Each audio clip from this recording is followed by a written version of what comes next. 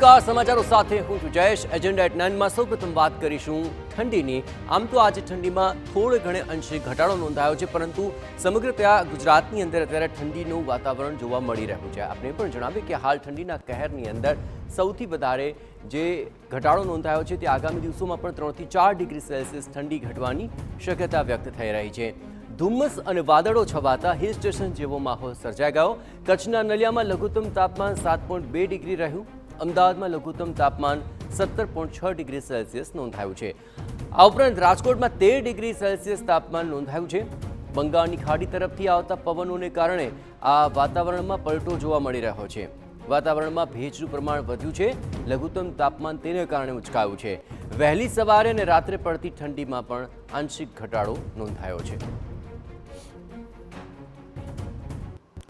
તો 26 અને 27 ડિસેમ્બર રાજ્યના કેટલાક ભાગોમાં માવઠાની આગાહી કરવામાં આવી છે. જ્યાં 26 ડિસેમ્બરથી ઉત્તર અને મધ્ય ગુજરાત, સૌરાષ્ટ્ર અને કચ્છમાં માવઠાની આગાહી છે. 27 ડિસેમ્બરે દક્ષિણ ગુજરાતમાં પણ કમોસમી વરસાદની શક્યતા જોવા મળી રહી છે.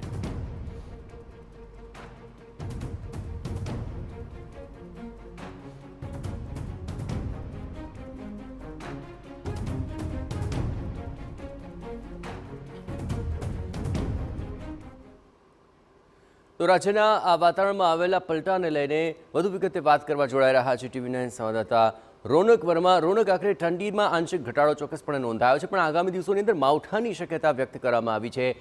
કયા કયા એવા વિસ્તારો છે કે જ્યાં આ માવઠાની જે અસર છે તે વર્તાશે? રોનક. જી બિલકુલથી આગામી દિવસોમાં હવામાન વિભાગ દ્વારા રાજ્યના કેટલાક ભાગો, જેમાં ઉત્તર ગુજરાતના કેટલાક ભાગોનો સમાવેશ થાય છે.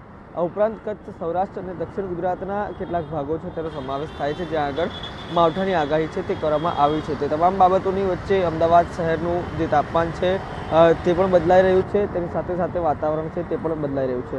મારી પાછળના દ્રશ્યો આપને બતાવવાનો પ્રયત્ન કરીશું કે વહેલી સવારથી છેલ્લા 2 દિવસથી અમદાવાદ શહેરમાં વાદળછાયું વાતાવરણ છે તે જોવા મળી રહ્યું છે અને તેના જ કારણે જે વિઝિબિલિટી છે તે ડાઉન થઈ છે. અત્યારે 9 વાગ્યાનો સમય છે અને આપ અત્યારના આ જે વિઝ્યુઅલ છે તે લાઈવ જોઈ રહ્યા છો અમદાવાદ શહેરમાંથી પસાર થતી સાબરમતી નદીના, કે જ્યાં આગળ જે ધુમ્મસભર્યું વાતાવરણ છે તે પણ છે, વાદળછાયું વાતાવરણ છે તે પણ છે અને તેના જ કારણે વિઝિબિલિટી ક્યાંક ને ક્યાંક ઘટી છે. છેલ્લા 2 દિવસથી આ પ્રકારનું વાતાવરણ છે તે અમદાવાદ શહેરમાં જોવા મળી રહ્યું છે. અમદાવાદ શહેરના તાપમાનની વાત કરવામાં આવે તો 17 ડિગ્રીની આસપાસ જે તાપમાન છે તે નોંધાઈ રહ્યું છે. આ ઉપરાંત જે પ્રકારે હવામાન વિભાગની આગાહી છે તે મુજબ આગામી 26 થી 28 દરમિયાન જે રાજ્યના કેટલાક ભાગો છે તેમાં વરસાદની આગાહી છે તે કરવામાં આવી છે, જેમાં કચ્છ, જામનગર, દેવભૂમિ, દ્વારકા, પોરબંદર એટલે કે જે કચ્છ અને સૌરાષ્ટ્રના ભાગ છે તે ઉપરાંત બનાસકાંઠા, પાટણ, મહેસાણા, સાબરકાંઠા, અરવલ્લી, મહીસાગર, પંચમહાલ, દાહોદ, છોટાઉદેપુર, નર્મદા સહિતના જે ભાગો છે, નવસારી, દમણ, વલસાડ, દાદરાનગર હવેલી, ડાંગ એટલે કે 26, 27, 28 આ 3 થી 4 દિવસ વચ્ચે જે ક્યાંક ને ક્યાંક માવઠું છે તે થઈ શકે છે. શિયાળો અત્યારે જામેલો છે. જે તાપમાન છે તે પણ ક્યાંક ને ક્યાંક સારું એવું જોવા મળી રહ્યું છે. તે તમામ બાબતોની વચ્ચે અમદાવાદ શહેર સહિત રાજ્યભરમાં તાપમાન છે તે અત્યારે વાદળછાયું જોવા મળી રહ્યું છે અને આગામી દિવસોમાં આ જ વાદળછાયા વાતાવરણ અને શિયાળામાં માવઠાનો અહેસાસ છે તે પણ થઈ શકે છે. બિલકુલ રોનક, તમામ ગતિવિધિઓ પર આપ નજર રાખતા રહેજો. આભાર. તો શિયાળાનો જે બદલાયેલું મિજાજ છે તે જોવા મળી રહ્યો છે અને આ મિજાજ વચ્ચે આગામી દિવસોની અંદર હવે માવઠું પડશે ત્યારે જોવાનું રહેશે કે વાતાવરણમાં કેવો પલટો આવે છે.